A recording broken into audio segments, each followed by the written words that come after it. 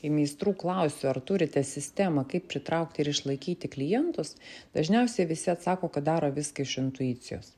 Intuicija yra labai gerai, bet ji nepadeda, kai yra kritinis laikas, kai yra nesezonas, kai reikia kelti kainas, bet baisu prarasti klientus, kai keiti paslaugas po ligos ar po ilgesnių atostogų. Kas aš esu? Esu Renata Navickė, jau 32 metus padedu grožio salonams sustiprinti save ir šiandien papasakosiu, kaip vyksta mokymai salonuose. Su vadove suderiname tai, kas svarbiausia yra būtent jos salonui, susipažinu su kiekvieno salono specifika, poreikiais, skausmais ir iššūkiais. Ir mokymų metu mes ne tik teoriškai, bet ir praktiškai sudėliojame viską apie tai, kaip mąsto ir kaip renkasi klientas. Pasidalinu statistiką, faktais, naujausiais tyrimais ir apie tai, kokius lūkesčius šiandien turi klientai, ko bijo, ko klientai mums nepasako ir kodėl nesugrįžta.